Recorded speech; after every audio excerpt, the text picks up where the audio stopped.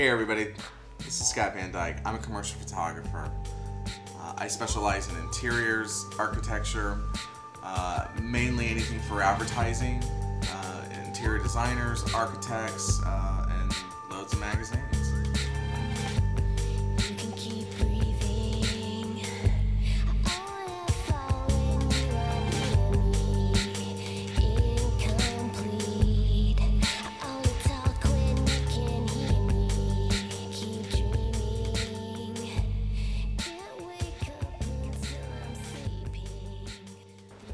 So when you're talking about price, there's a number of ways people go about it. Some people do hourly, some people do per shot, some people do a full day, half day rates, whatever the case may be.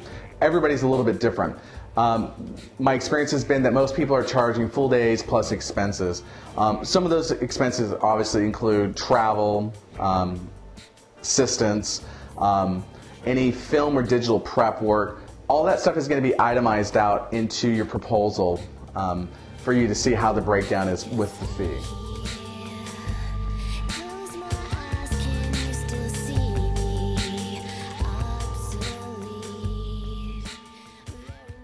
So within that fee, you'll see how everything breaks down. Get 3 or 4 bids on those. I say 3 because that's a pretty good number. You're going to find yourself maybe something on the very low end and something on the high end. I'm not sure where your budget may lie, but there's a lot of everything in between.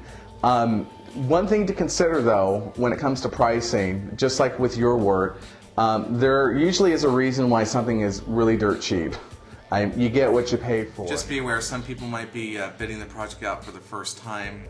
They might be wanting to build up their book, whatever the case is, but ultimately you need to look at the work that you're going to be comfortable with, and we all know everybody has a budget to work with.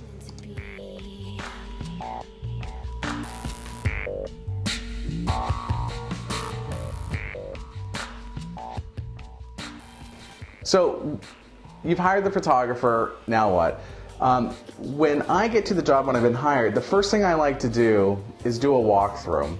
A lot of times there's just not time or money to do that beforehand, but more importantly, the reason why I do the walkthrough, really there's 2 reasons.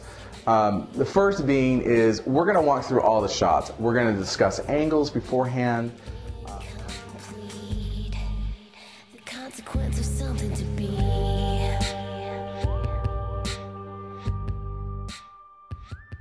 And actually the second point of that is I want to do a timeline of shots. I want to get a schedule together. I want to know when the sun is rising and setting on the house or the building, so I know how to plan accordingly where we're going to start and where we're going to end.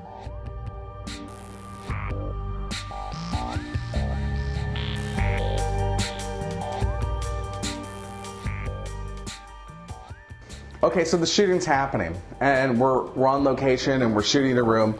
One of the touchy subjects can be, from a photographer standpoint, is removing a few things. And this is not a, what's the word? It's not to insult you, but really what your eye sees and what the camera sees are 2 different things. So when we're setting up the shot, a lot of times shots are sitting about this low, not up here. So that's a different perspective. But more importantly, when we're looking at coffee tables, bookcases, you know, if it looks like it's cluttered there, it's going to look cluttered in the photograph. So we have to remove and put back. And I know a lot of you have done this a million times before, but some of the new ones, you know, may or not be familiar with that. But the important thing is we want to thin the photograph out and add to it accordingly, because you just don't want to see things jammed in there. Things need breathing room, whether it's coffee tables or bookcases or pillows. Thinning out and putting back is what needs to happen, because again, what your eye sees, this beautiful room you design, and what the camera's going to see and what it's going to record are going to be 2 different things.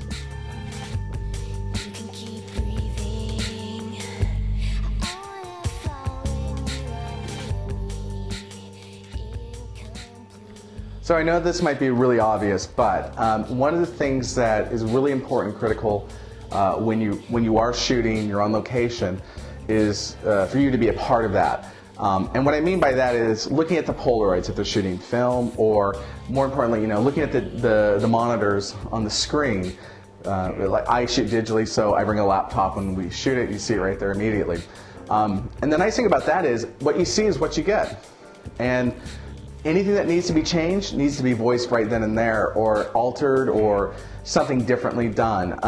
There's nothing worse than coming back after the fact, if someone was too busy to be a part of that shoot, and then have them come back and say, well, you know, I wish this happened, or we forgot about this or that. Whatever the case may be, just be present and be a part of it. This is your shoot. You should be really happy with it.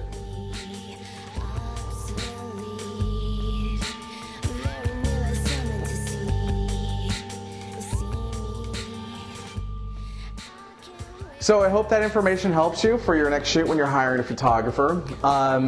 Anyway, like I said, next time, the next segment I'm going to be doing, it's going to be about what editorial magazines are looking for. These are magazines that I've dealt with, I'm in contact with, and I've created a survey asking them, like, what are things they're looking for, what's the biggest misconception about their magazine. So that's going to be good information for you to have. And that's coming from the source, not from me, made up. So anyway, until then, I hope all is well, and you guys take care. Thanks again.